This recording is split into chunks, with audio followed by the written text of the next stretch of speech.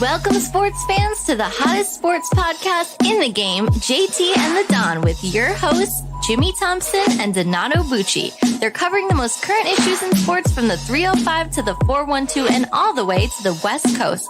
You can follow them on Twitter, Facebook, and Instagram at JT and the Don, or email them at jtandthedon@gmail.com. Now take it away, guys. Welcome to the next episode of JT and the Don, presented by Give Us a Shot Network. I am the Don, Donato Bucci, and remember, we can be found on all major platforms: Spotify, Stitcher, Apple Podcasts, Google Podcasts, and remember to leave us a 5-star review. Thank you to Nicole Thompson with the wonderful introduction, as always, and our guy Mike Regino with the pump up music. So, to the fans out there, I had to deal with this guy for 4 days at the Final Four, and now I'm got to do this show with him. I'm kind of sick of talking to him, but let me welcome in everyone's favorite, JT, Jimmy Thompson. How you feeling today? I'm tired, and I don't know why you're choosing to be mean. Do I have to show everybody the text messages? This guy literally didn't want the trip to end. If he had it his way, we would have stayed 3 more days. We would have went to see the Rockets play, the Astros play. He would have found some spring practice or some D3 school for us to go watch. He was ready to keep living on all his sports dreams. But I think the craziest thing, obviously, it was a great trip, man. We got to go to the Final Four, got to watch all the games. Even though our Canes had the worst game out of all of them, we got to watch them. Probably they won't ever get back again, so at least we can say we were there. But, man, I'm exhausted. I feel like I was running off no energy for that whole trip. And I think people don't understand. They see us do the show all the time. Yeah, we talk every day, phone, text, and all that stuff. But I don't think people understand like how much we actually don't get to see each other in person. So for us to get 4 days where we're like, all right, the guys can go, have a weekend and do the games. Like I was expecting to get no rest, but this was beyond anything that I could have imagined would happen. Like, you didn't want to take any break for this game. We're going to do this. Really had me drive to Houston. Hey, this is the first time Kane's been in the Final Four. We never know when they'll get back, if ever. Grand opening, grand closing. If ever, while we're alive. So I wanted to try to stay awake every second that I could to soak it in. So speaking of the Final Four, and it was a great time, JT. It was great going with you, man. Great seeing you. We got to do that more often, and the Canes going to have to do that more often. But the UConn Huskies, as well as the LSU Tigers, are the college basketball champs of men's and women's hoops, respectively. So the Final Four, JT, had a little bit of everything from the Canes collapse to a buzzer beater to all-time great players, and Angel Reese and Caitlin Clark, to a little bit of smack talking, which we'll get to in a little bit. But first, we got to talk about our Canes. They kind of flopped. So what went wrong for the Miami fans out there? I think you're letting them off the hook a little too easy. We've got a lot of Miami fans out there. What went wrong for the Canes? A few things. One, I think the main thing that went wrong before we even got to the Final Four was I just think our run was too magical. Like the way we were winning some of these games now, albeit against good opponents, Texas, Houston, Indiana, they were good opponents. We had the toughest road to the Final Four, but just look at the way we won those games. Miller having a game where he didn't miss a shot. Hack having that, I think it was like a 7 3-pointer game. And, we had different people doing different crazy things, and they were just crazy runs to the Final Four. And all that was going on, and our best player wasn't even a factor, I feel like, in this tournament, and it was Wong. Like, he didn't look like the ACC player of the year to me. Like, any other ACC school as a guy that's a conference player of the year, it's probably a lottery pick. Our guy, barely a third-team All-American, didn't even make the Final Four conference team. So I think that's what happened. Now, in the game against UConn, you were there. They started out hot. It was 11-2. UConn hit 9-0 before you could even sit down. Really? Yeah. I mean, I talked to you, asked you a question. It was 9-0, and that was it. I just think that we were too small. We weren't physical enough. That number 32, I forget his name. I hope I never have to see him again, but he killed us. Like, Sonogo might have got the tournament MVP, but number 32 won them this championship. We couldn't do anything against them. We couldn't go to the rack. We couldn't make any layups. He literally blocked everything. He altered every shot. And the man had 2 points. 2 points and like 4 boards. So we just weren't physical enough. Their guards were more physical than us. Probably the best out-of-position rebound performance that I've ever seen, our game and the championship. They were just all over the place, more physical, and they were just a better team. So that's what went wrong with us. Well, there's a lot that went wrong. First, making excuses, right? They made some excuses, big arena, the moment was too big. You know, that's what happens when teams lose. They make excuses. So a lot of excuses. But I think what went wrong in reality was 2 things. In reality, yes, he did need 2 pairs of shoes. I've never met a basketball player that didn't show up without a backup pair. But yeah, that's a good point. Yes, Nigel Pack, but that wasn't the reason why we lost. The game was already over. The reason why we lost, right? The game was over by then. The reason why we lost was, one, they didn't listen to the coach. And I told you this that night, I went back to the Verbo, watched the press conference, couldn't sleep, watched the press conference. And Coach Larinaga, you just couldn't accept the fact that it was over. The trip didn't started on Saturday, and it was over in the first 10 hours. He didn't want to let it go, but no, you couldn't sleep, so you went back and watched this whole press conference. So I think your point is very interesting. Yeah, so Coach Larinaga, once the players left their portion of the press conference, he kind of really went into why he felt they lost. And one of the biggest reasons was he felt they didn't listen to the game plan. They didn't follow the game plan. The game plan was to double Sanogo once he got the ball. And he essentially said the guys were so focused on their own man to cover that no one went to double. And it really did play a huge factor, especially early on, and UConn could set the tone. And I think right there, when you don't listen to the coach, they don't bring that same energy right there, right off the bat, was a problem. And then really the second problem was UConn. Let's face it, JT, they had one of the most dominant runs in the history of college hoops. Thanks, Mom. We were trying to forget his name. We know it's Donovan Klingman. We know that. Number 32 will haunt us for the rest of our lives. Thank you. I appreciate it. It's okay. Keep watching, though. Don't listen to JT. So the other thing was UConn's dominant run, JT. I mean, one of the most dominant runs ever in the history of the NCAA tournament. You look at, I think they won all 6 games by like 15-plus points. They were 6-0 versus Vegas and covering the spread. I mean, it's really unheard of. Now, I will say their Final Four teams that they had to play, not the strongest, admittedly, but I think that's part of what went wrong for Miami was the matchup. We always worried about all year long was, what if we had to face a team that had actual big men and that could score? And that was Sanogo. And then, as you said, number 32, Klingman, even though he wasn't much of a scorer, he impacted so many shots. And that's why Wong, that's why Pack couldn't get those easy layups.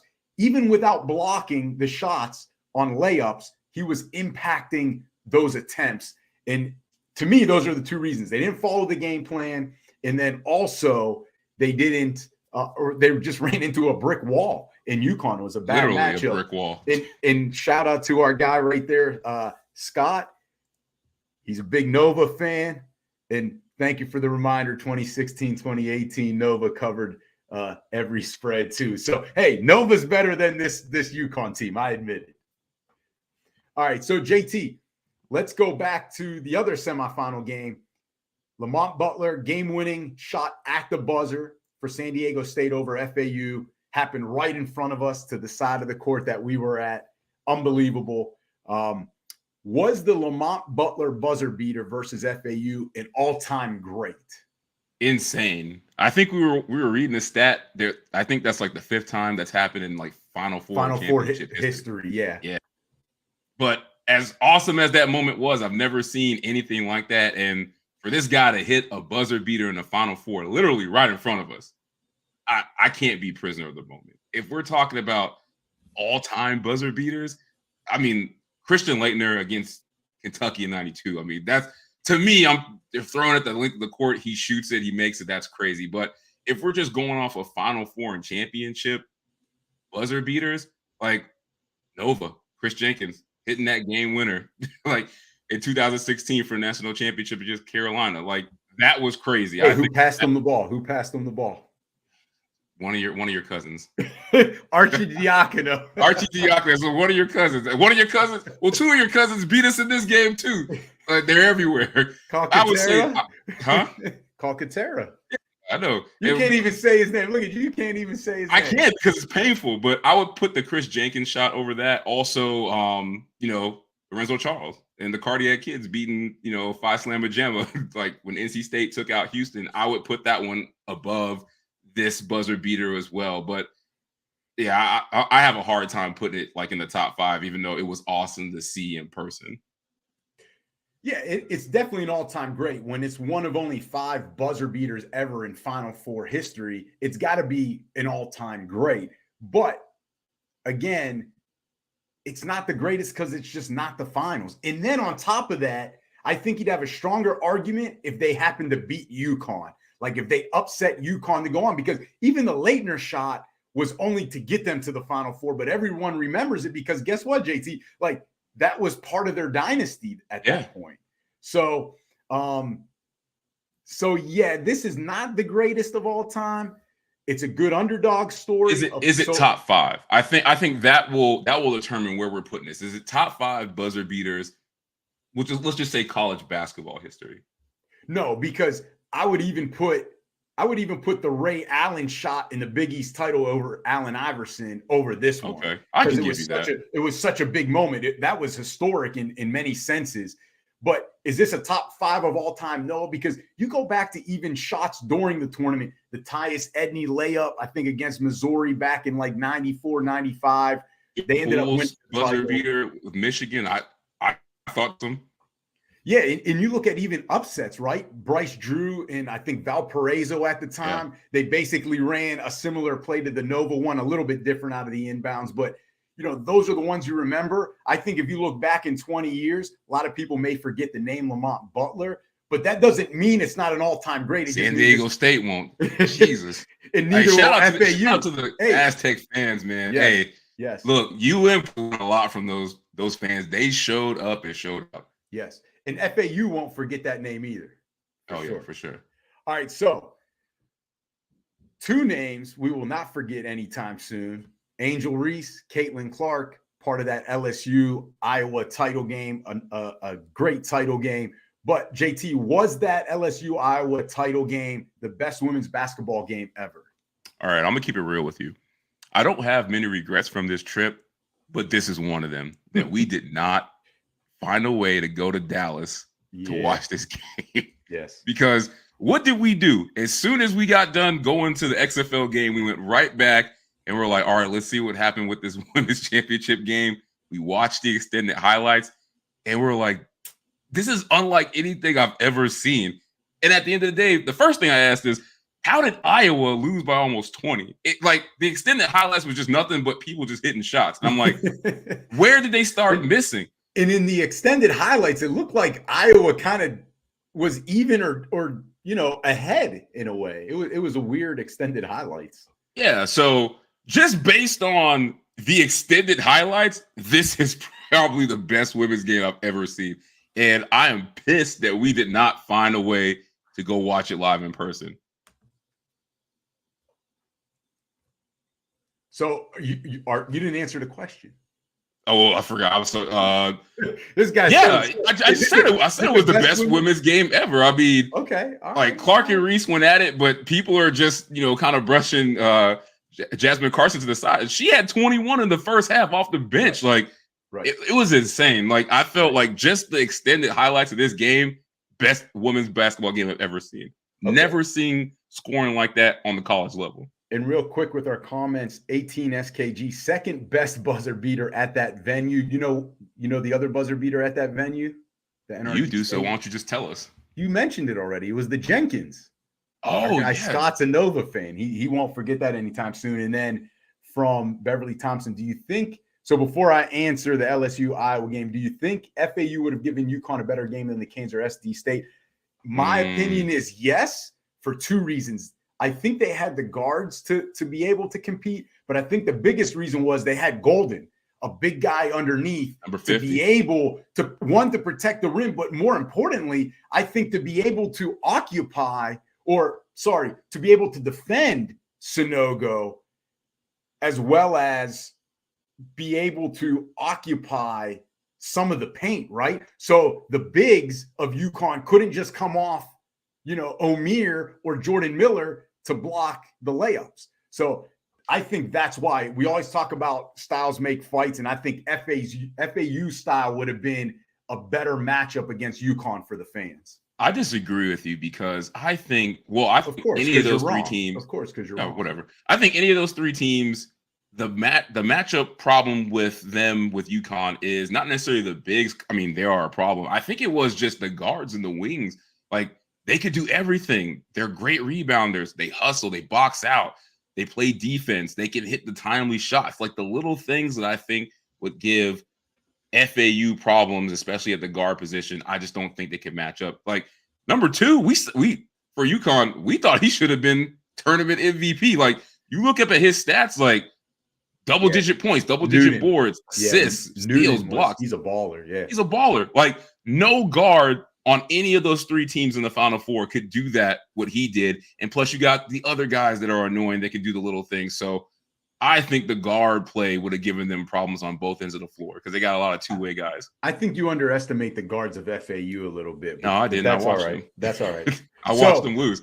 I watched them let a guy hit a buzzer beater when he really messed up, and they should have called a timeout. It happens. That's what happens sometimes. I disagree with you. So going back to the LSU-Iowa game, listen, it was a great game, great showing, great offensive display. But, JT, it can't be the best game ever when it's a 17-point game. Like, the game was not in doubt throughout that whole fourth quarter. So I've got to go back. This is the one I'm going to go to. I'm going to go to 1994 UNC Louisiana Tech, 60-59. UNC wins. Charlotte Smith with the last second buzzer beater 3.7 seconds on the clock, JT. They're down 59-57. What does she do? She pops out to the three-point line, hits it, buzzer, game over. There was 0.7 seconds. They had an inbounds play under their hoop, hits the three. She ends up with 20 points and 23 rebounds. An all-time performance. Charlotte Smith, 1994 UNC, best college women's basketball game ever. Shout out to Charlotte Smith, wherever you are. I know. She gets a shout out on our show. How about that? For real. All right. So as LSU was on its way to victory, Angel Reese celebrated her own way by mimicking Caitlin Clark's "You can't see me" hand motion, as well as pointing to her ring finger to signify that they would obviously be getting rings as they are the champs. So people took to Twitter to bash Angel Reese. Now, JT, a lot of the conversation after that game really started to focus on that and not necessarily the game itself, as well as a possible double standard also. So in your opinion, is it a double standard?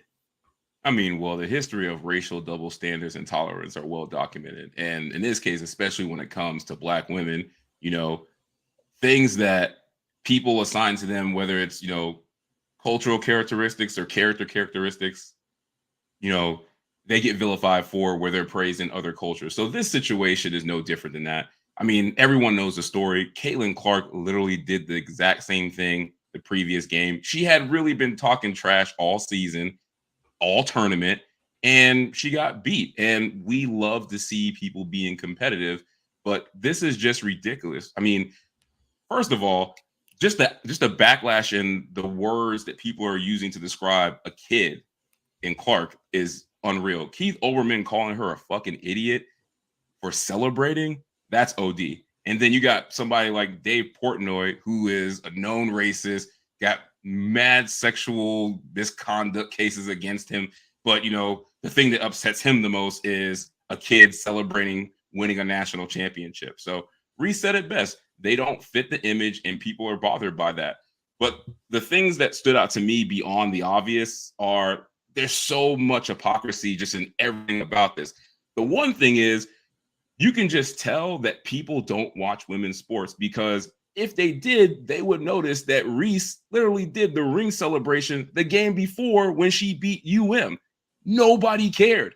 Didn't hear anybody Didn't see any tweets from Dave Portnoy. Didn't hear anything from Danny Cannell. Definitely didn't hear Keith Olbermann's dumbass. I didn't hear anything from him. And then the other thing is people claim that women's basketball is boring and they don't watch women's sports, but all of a sudden now they have an opinion. That's comical in itself. And then the thing that's the cherry on top is, and we'll talk about this in a little bit, is the Jill Biden situation where she wanted to invite both Iowa and LSU to the White House. People are mad at that. So let me get this right. The people that hate Joe Biden are now the ones vilifying a child that trash talked Biden's wife. Like, the level of hypocrisy is like comedic genius in that. So the people that are upset at this kid for celebrating, dominant fashion, a dominant season, a dominant championship, because they don't like the way she looks, they don't like the way she acts, they don't feel that they should have been able to celebrate like that, is ridiculous. So absolutely, it's a double standard. Yeah, you're right. And I agree with you. There's definitely the double standard, not only to the race part that you mentioned, because I agree with everything you said there. And I even had written down after reading what Keith Olbermann and Dave Portnoy said. I mean, those are both white males, right? So the other part of it is not just the race double standard, but the gender double standard too. JT, if this was also two guys in the NBA, it would not be as big of a deal. And in fact, some people would probably love that trash talking, right? So I think there's also that stereotype of some sort of expectation by female athletes that they're not supposed to be able to trash talk like this, right? And so that's the other part of the double standard, is the race and the gender part, where it's like even Caitlin Clark came out and said that she has no issues with what happened, in that she enjoys basically the trash talking. But all of a sudden you've got people, like you said, that aren't watching women's sports that now want to chime in, whether it's on Twitter or media people like Keith Olbermann and Dave Portnoy too. Like, can you ever imagine, let's say, number 32 of UConn did this, right? To some of the San Diego State guys. It would go viral. Everybody would be celebrating. But in a good way, right? They would look at it as in a good way. Like Olbermann and Portnoy would never say anything like that to him.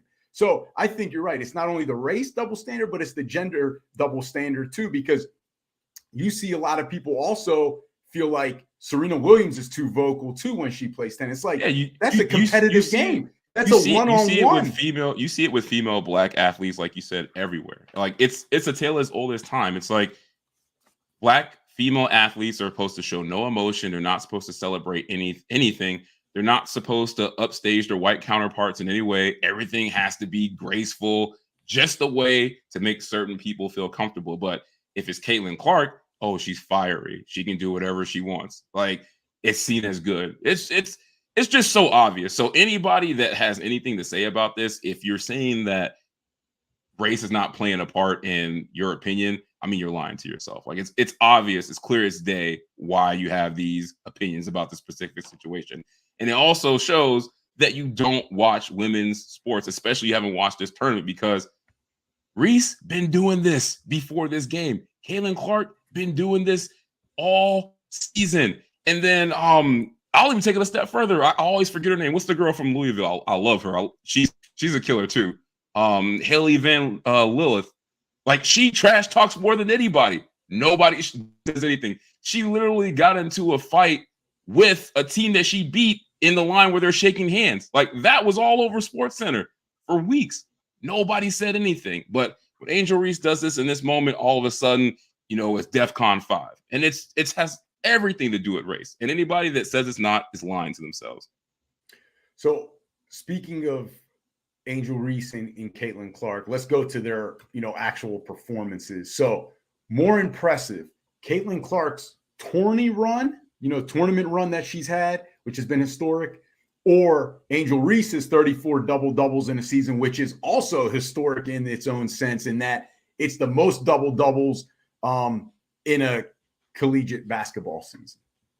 You know what? I'm not even gonna lie. Like, Caitlin Clark might be the coldest women's basketball player I ever seen. And there's a lot of cold women that have played. Diana Taurasi is up there at the top of the list for me, but I don't know, something different about Clark. And we said this every time we watch her play. It's like, I hate to bring gender into this. Like, it's almost like she scores like a man. I've never seen somebody shoot like that as a woman. Like the range, like the comfortability. Like she has some weaknesses in her game, but they're very, very small, and you got to be able to get her on that. But with that being said, it's Reese with the double doubles, man. Like you think about this is the most in history. Think about all the women that have played this game that could have done this that have not. Like throw out these names: Lisa Leslie, Candace Parker, Rebecca Lobo, Brittany Griner, Tamika Catchings, Sylvia Fowles. Shout out to Miami Edison, hometown kid. Tina Charles. Like they all averaged almost 10 rebounds a game in the WNBA. You're trying to tell me none of them got close to breaking this record? That just boggles my mind, man. So I gotta go with Reese's double doubles as being more impressive. I mean, why do we gotta? You know, I was once told by a special person in my life that comparison is the thief of joy. Why do we got to compare these? This is a JT question. Whoever told you that proceeded to say something highly disrespectful after that. They were trying to break it to you gently. Not at all. Like, why do we got to compare these? Why do we got to pick one or the other of these historic runs, this historic feat? I mean, for real, why do we got to do that? Why can't we just enjoy it for who it is, for what it is? So what's your answer? Are you gonna make me answer? Hell yeah, because you know we're gonna agree on this because we already talked about this. You know, in looking at everything, this is what I'll say. You always do this long, drawn out thing to be like, yeah, I agree with you. Come on, man, just move along. We got bad topics to talk about. Yesterday and Monday, I agreed with you, and it's a great feat. But when you go back and really look at it, JT. It took her to the title game to get number 34, right? Because she has 34 double-doubles in 36 games. So it did take her to the title game. She broke the record of 33, which was held by Oklahoma legend Courtney Paris, who I think did it in less than 36. So while that sounds all great, I started to lean toward Caitlin Clark, and I'll tell you why.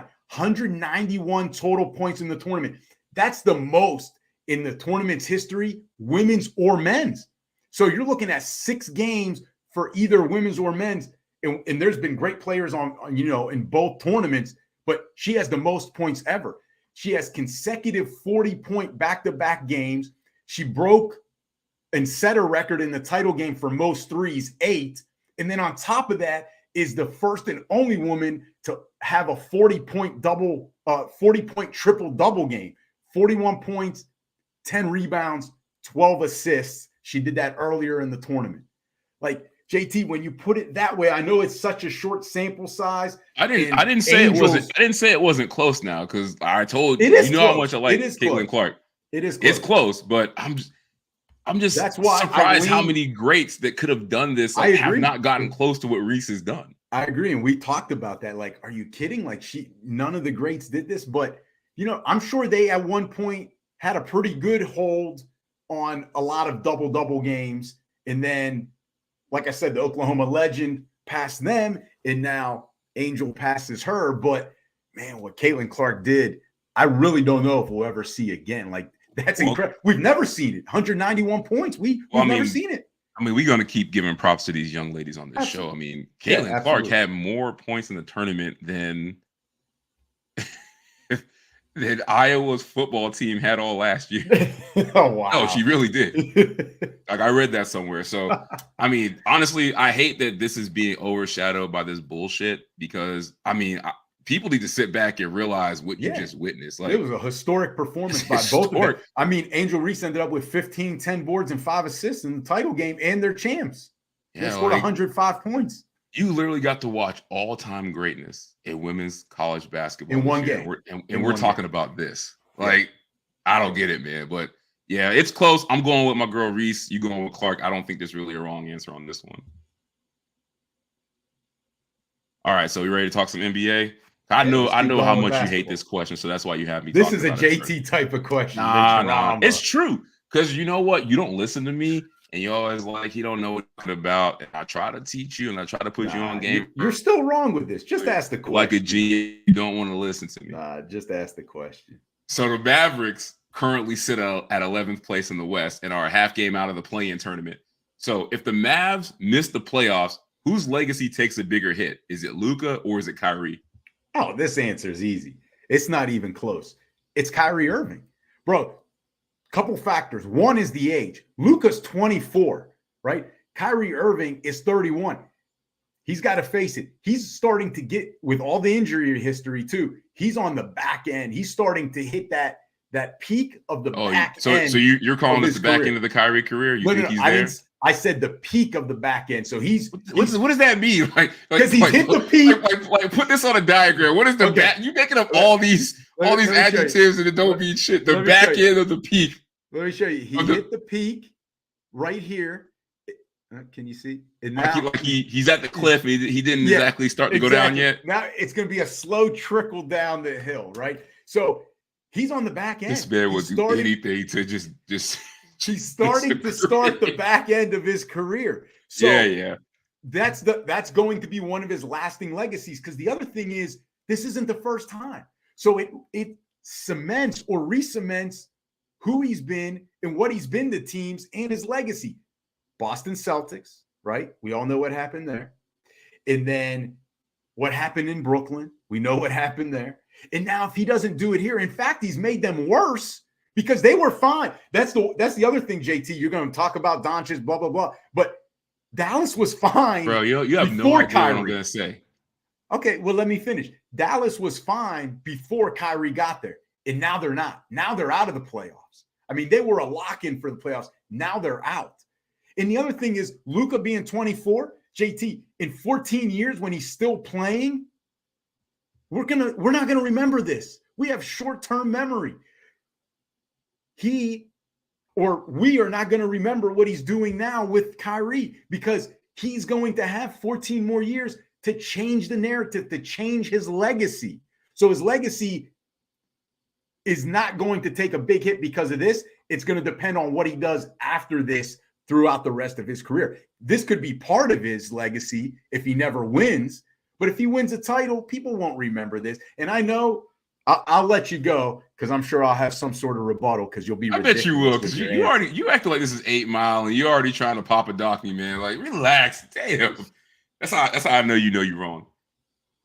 It's Luka. Luka's legacy is going to take the biggest hit. The 24-year-old. Why?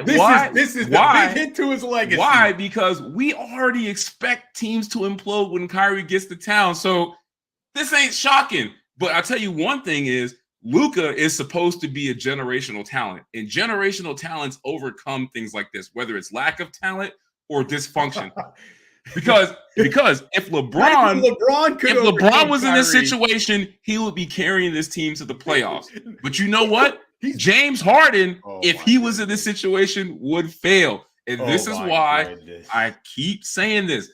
Luka Doncic is James Harden 2.0. It's you things just like wanted to put this on there to say that. People are going to have to realize that. And I want Luka to get that same smoke that James Harden got. James Harden was supposed to carry his teams. He had all this great offense. And for some reason or another, he couldn't get it done with the teammates. He couldn't get it done in the playoffs. It just never seemed to happen and win the title. And Luka is trending in the wrong direction. He's going to get out of there. And that's exactly why I said they should have traded for Kyrie. Because if this goes left, it could ruin him staying in Dallas. But yeah, it's Luka because Kyrie, his legacy's already written. We know who he is. Can't get no worse. You're wrong simply because you're wrong. I saw that. The winner in all this Mavs stuff is Jalen Brunson. Yeah, because he knew to get the hell out of town because one, he knew what was up with Jason Kidd, and he knew playing next to Luka has its limitations. But you know why it's Kyrie and this doesn't hit Luka as much. Luka will get a pass because you just said it. No. Because you just said it. It's Kyrie. Even KD's getting a pass because it's Kyrie. It's Kyrie. KD is even getting a pass because it's Kyrie. Sorry, man. This not only is a bigger hit to Kyrie's legacy, it re-cements it. Sorry. All right. Go on to the next one. I won. Okay, so we'll probably disagree about this one. I won that topic. Interesting story. So Joe Burrow and the Cincinnati Bengals. I think only to you because it affects another player you like. But go ahead. Ain't said anything about that. See, I'll get there. Already in slip. You already manifested the answer. But I'll bring it up. Cincinnati Bengals and quarterback Joe Burrow, they have agreed to a vow of silence, whatever the fuck that means, as the two sides work together on a long-term contract. I know my parents are watching. They know how I talk, so I'm not apologizing. But yeah, Burrow, Bengals watching. Sorry, kids. I'll bleep that out. Don't swear. The vow of silence on the contract work. What are your thoughts on that? Well, I think it is the right way to go about it.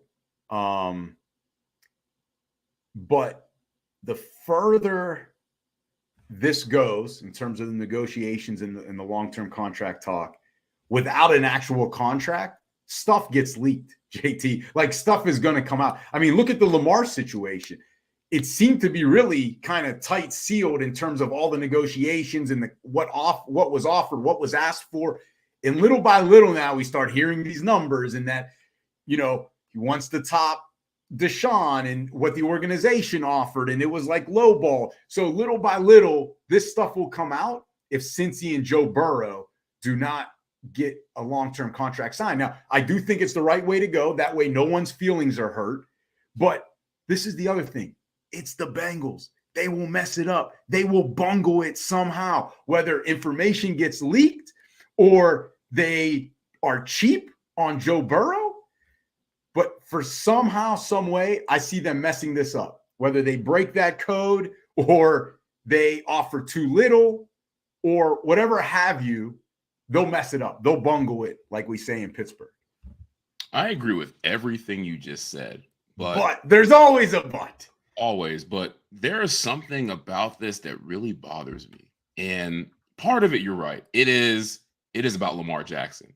And I think this is a bad look for Joe Burrow because indirectly you're signaling that you're aiding in collusion against Lamar. And what I mean by that is the one thing that we know for sure is, you just alluded to it. We know teams are going to try to lowball you as a player. They're going to try to get the best offer. And that's always going to be the case. But if we already know that, why is Burrow agreeing to keep it quiet? Do you think if you talk about your contract and that you want one, that the Bengals just aren't going to give you one? They're going to pay you. And if they don't pay you, somebody will give up those 2 first-round picks to get you. So I don't understand what's in it for him to keep quiet about it. Because every other quarterback we hear about contract negotiations. We heard about it with Kyler. We heard about it with Dak. Currently, we're hearing about it with Lamar.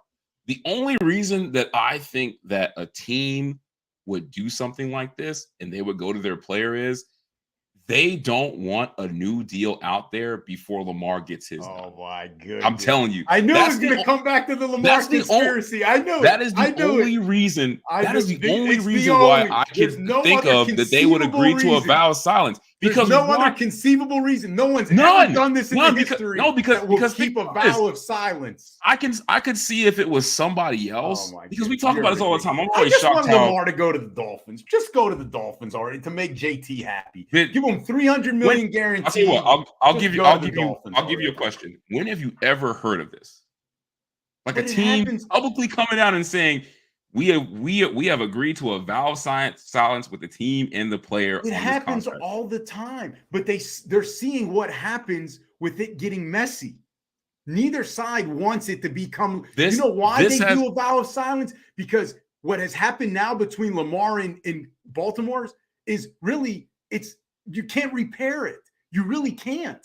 That's the problem, JT. That's why they don't want it to go up. You can't repair it. And since he definitely doesn't want to have an unreconcilable relationship with Burrow. Since he wants to keep it quiet, because guess what? Joe Burrow and Justin Herbert's contracts are going to come up. And once those numbers start swirling around, that is more leverage for Lamar Jackson. At the end of the day, they don't want that to happen. But it doesn't matter. At the end of the day, we're going to know what the final number is. You're acting like this is like private information. I actually put down for yes. And that tells you how many times you've been terribly wrong. You know how right I am here. Then, if Mike Regina is, Listen, if Regina's agreeing with me, you know I'm absolutely right. So can we Sounds go on like to the a next text one? message. Can I go to the next one? Yeah, go to the next one. All right. So on Tuesday, while on the Tom E. Curran's Patriots Talk podcast, I know you listen to that all the time, Mike Florio threw out an interesting hypothetical. Mac Jones to the 49ers in return for Trey Lance. Now, JT, as you've properly told me, you know, rumors about trading Mac Jones and Trey Lance. This isn't the first time you've heard that. So with these trade rumors, is it more about bad talent evaluation by these teams or a byproduct of the rookie contracts, meaning being They able don't have to, the Sam Bradford and Jamarcus Right, Russell guaranteed money. so they're able to trade and maybe get more pieces in return than they normally would with a big contract giving up? Yeah. I would say the rookie contracts are definitely more team friendly now, so it makes it easier to move on. And this was close because I can see it being either way. I'm going to go with the bad talent evaluation.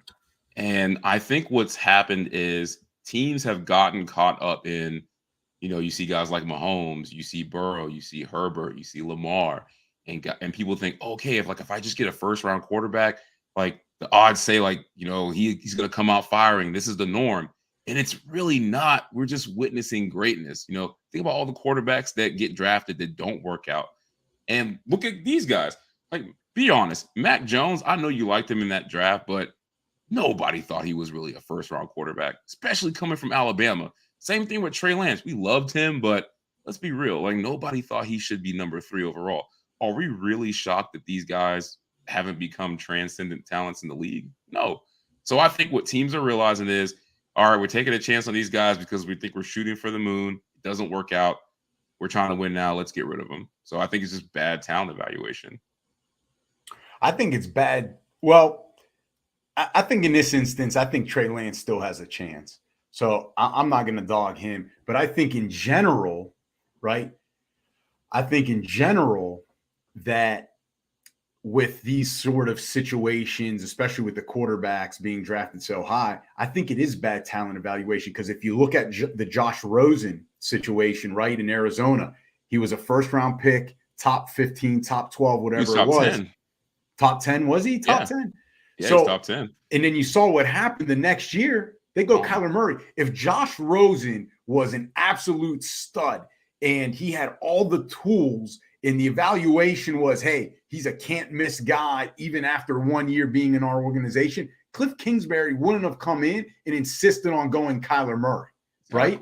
Like, and then on top of that, you know, the Dolphins, would they end up trading for Rosen, like a 5th round pick or something? Yeah, it was something ridiculous. So that goes to show you even what Arizona wasn't even willing to hold out for a 1st or 2nd round pick for him. Like they knew it was a sunk cost. And you could add other names to that list, like Jordan Love. Jordan Love is another guy. I wouldn't go that far yet. But I'm just saying, he hasn't returned value. Now it's not his fault, but we don't know. He hasn't had a chance.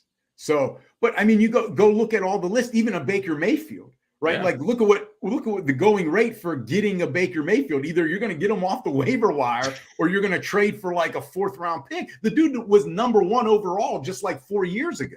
You can add our guy there too, you know, until a 6-game stretch last year. Justin Fields, like people were like after his rookie year, like, hey, we might have to go get another quarterback. Zach Wilson is another one. Like they're already ready to move on from him. And Sam Darnold. But the thing is, I will say is they come in, as you always say, bad situation, man. You got to come into a good situation. A lot of those guys weren't. Sam Darnold, Zach Wilson. But so not is it only the bad talent evaluation, but it's also it's a hard science. It's not an exact science in drafting guys. So it's bound to happen. But in these situations, especially with the quarterbacks, yeah, it's bad talent evaluation, but it's so hard, man. I mean, of 5 quarterbacks, you're lucky if 2 end up being Pro Bowlers in a draft. And when all 5 are taken in the first 12, 13 picks, someone's bound to be wrong. It's just the way it is. All right, so heading to everyone's new favorite segment. I know JT loves this. All right, we got Forget About It or Fugazi. The way it works, we'll read a statement. If you agree with it, it's forget about it. All right, just like Donnie Brasco. But if you don't agree with it, you think it's wrong, you think it's fake, it's not hot news, it's Fugazi. All right. Let me ask you a question before we start these topics. How happy are you that this has become a staple of this show? Oh man, this is great. People are asking for it. You drudge through everything else just to get to this, and like your whole face lights up. You can give all these references to your favorite movies. I'm like, damn, you're like a child, man, when it comes to this segment. Listen, it's everyone's favorite. They ask her, are you doing the Forget About It Fugazi this show? I'm like, hey, it's on every show as long as I can convince JT. Listen, I think we got to get like a pizza sponsor or something for our show. They can send us pizza every episode. That is all on you. Endorse the pizza as we do this segment. What's the first question? I got to help you with some of these phrases too, because you got like double negatives in there sometimes, and it throws off. You say forget about it or Fugazi, but we'll try our best here. All right, first one. The NFL is colluding. Are we talking about this again? We answered this long term last. Did we? Jeez, yes. Oh, okay. The NFL is colluding against Lamar. Forget about it. All right, forget about it. Can we move on? Forget about it. I do want to ask you a question. If I'm a coach on one of these teams that needs a quarterback, my owner better have a contract stipulation that because I'm not going after an MVP quarterback and you wanted me to take a lesser quarterback, that my job is safe until we turn this around. There's no way I'm agreeing for you to not sign this man just to prove a point, but my job is on the line. Like, I don't get that. That makes no sense. That's a good point. But yeah, it's forget about it. I mean, there's not going to be evidence of it like we talked about, but there's that kind of wink, wink, like unwritten word, unwritten rule that hey, that wink, wink, vow of silence. Yeah, no, I'm not using that term. Nope. You're not gonna get me there. Not today. All right, next one. The NBA not testing for marijuana is the future of sports. Forget about it or Fugazi. Yeah, that's true. Forget about it because JT, NBA, they're not the first league. MLB and NHL already have this in place. No testing for marijuana. So this is definitely going to be the future of sports testing where it doesn't test for marijuana. So forget about it. I agree with you. I'm half and half. Forget about it for exactly everything that you said, because that was my point. I'm Fugazi because the NBA is just way more open-minded than a lot of other sports. Like, do you really see the NFL adopt into this?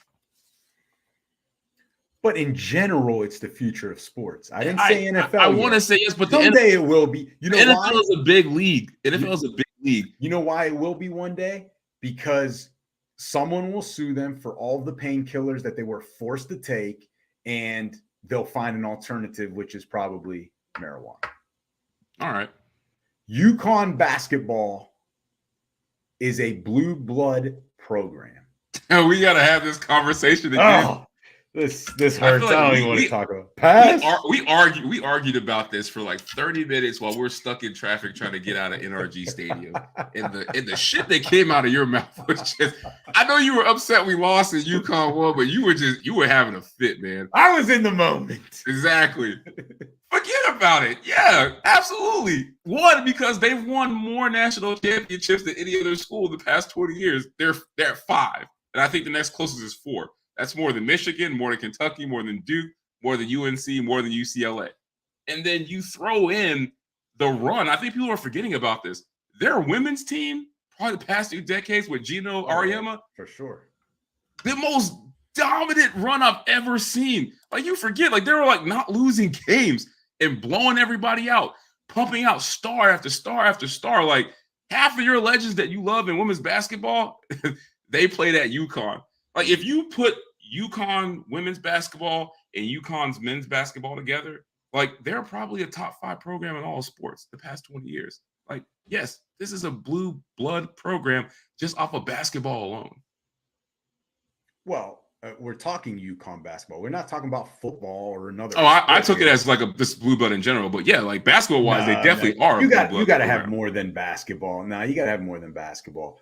Listen, UConn basketball, though, yeah, it is a blue blood program. It's not your historic traditional blue blood program. Let's clearly. It's not blue blood in name value, but it's blue blood in production. Yeah, but I'm just saying historically, in the past 25 years, it has not. Because think about this: you could argue Miami's a blue blood football program because we got 5 titles in the past 40 years, but we're not seen that way because we're not historically like that. We're not the Alabamas, the Oklahomas, Duke, UNC, UCLA, Indiana, Kansas. Those are the true blue bloods because they're the historic blue bloods.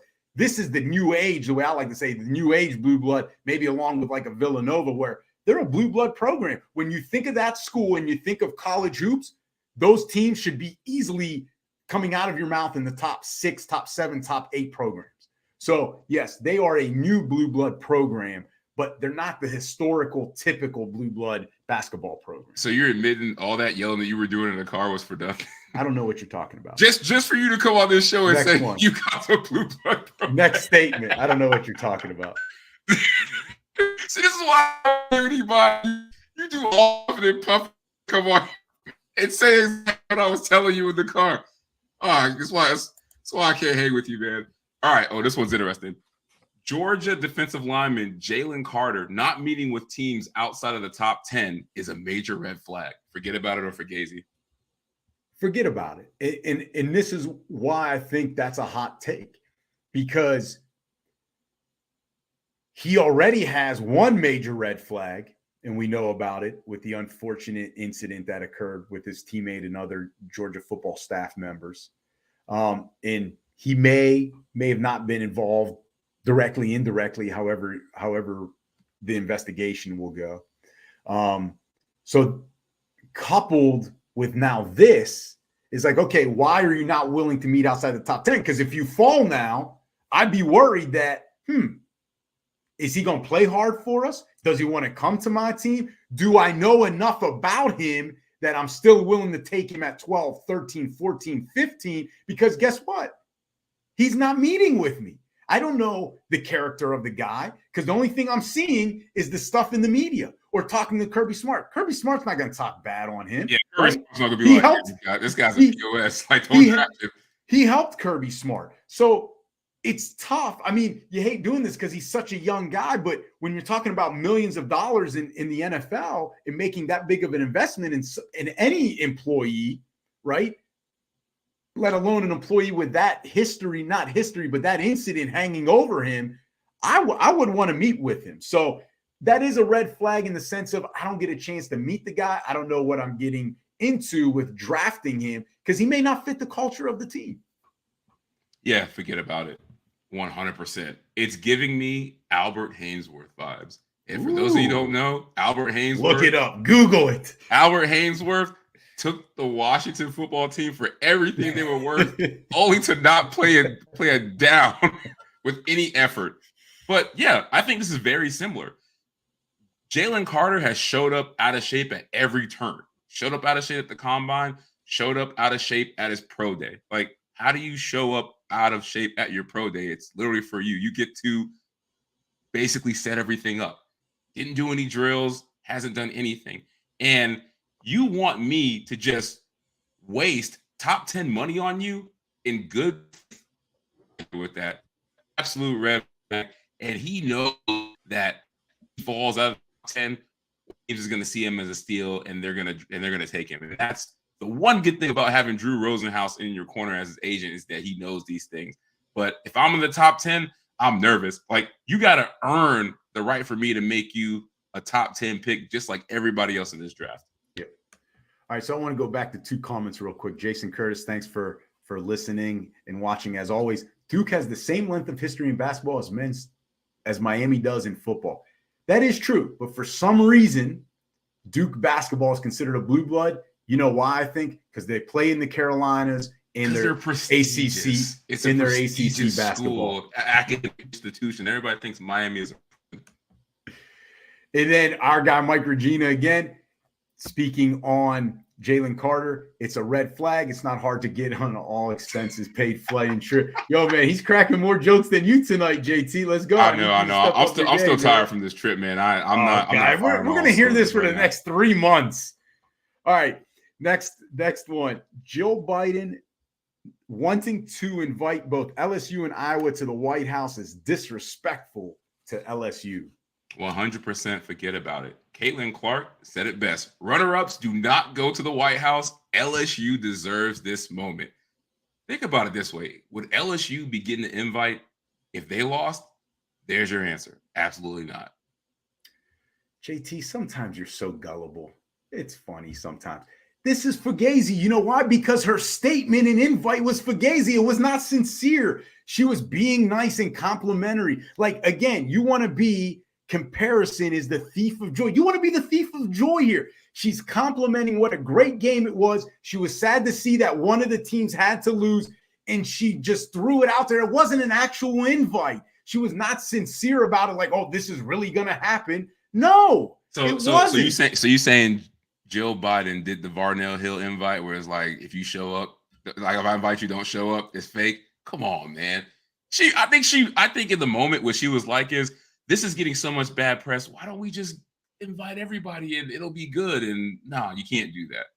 Disrespectful as I said, I wouldn't curse anymore, but you know what I'm saying. All right, last one. Kirk Cousins will win the Super Bowl if San Francisco trades for him. So trade rumors are that the 49ers are trying to find a way to acquire Cousins and maybe ship off Trey Lance to the Vikings. So forget about it or Fugazi. What's the statement again? Kirk Cousins will win a Super Bowl if the 49ers trade for him. Yeah, forget about it. Just forget about it. I mean, they have all the pieces. And Kirk Cousins is that guy that will make just enough good throws that they'll win, right?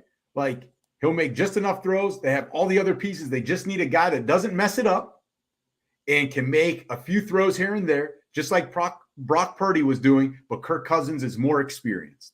Plain and simple. Yeah. Forget about it. Forget about it, 100%. We're dominant with Brock. And Cousins would be, to be honest, he'd be probably the best quarterback they've had in 20 years. Shanahan has wanted Cousins since he was available in Washington. You said it. He's got the experience. He's proven in this league. And the 49ers system has proven you literally put anybody back there that's healthy and competent, they're going to do damage.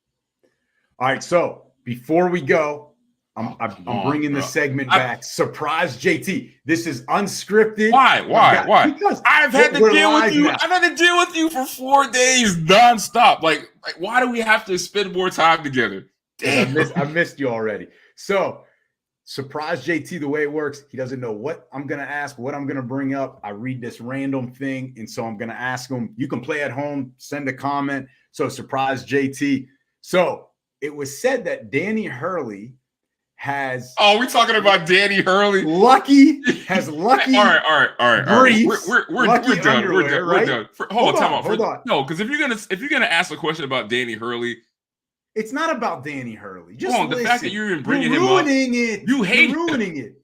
You're ruining it. It's over. UConn. Go ahead. Ask the question. I want to know. Danny Hurley. This will be interesting. So he wore lucky draws throughout the NCAA tournament, supposedly like of red dragons. All right. So he wore those throughout, and they were lucky. I know it was TMI, but they were saying it all over the news. I don't want to know. So, JT, is there something lucky that you've had, whether it was sports related, whether you had like in school? Is there something lucky that you have that you feel is like lucky, all power? An object, something. I'm just curious because people are talking about it now, and I figured, hey, perfect for surprise. JT, send a comment if you have something lucky. Believe it or not, no. Even while playing sports, like when you were like all-state linebacker in Florida. Nothing? No, man. I never had any like good luck charms or nothing like that, man. No. All right. My wife is my good luck charm. I know if she's dropping me off. If she dropped me off to LA Fitness, I'm gonna drop. There we go. And then you're going 15, 10, and 5 stat. Exactly. I'm gonna have me a Reese game. 15 points, 10 boards, 6 blocks. Perfect from the free throw line. There you go. Good answer. By the way, are you wearing shoulder pads? Man, this guy works out. Going through this again. This guy works out. Look at the traps. Bro, you want to talk about over-exaggeration? You had many over-exaggerations on this trip. The shoulder pads thing was by far the most over-exaggerated thing. It was not that bad. My whole life is over-exaggerated, whatever that means. Glad you're finally admitting that. So, JT, great episode. Thanks for all the fans and listeners out there. Thanks for commenting. And remember, you can subscribe to us on Apple Podcasts, Google Podcasts, Spotify, Stitcher, and whatever platform you find all of your other favorite podcasts. And remember, if you like what we do, leave us a 5-star review. And JT, if you don't like what we do, leave us a 5 5-star review. And also remember to please follow us on social media. Our handle, JT and the Don. We can be found on Instagram, Twitter, TikTok, and Facebook. So, JT, great basketball season. Great show. Congrats to the Canes' first Final Four ever. And until the next episode, see ya. Peace.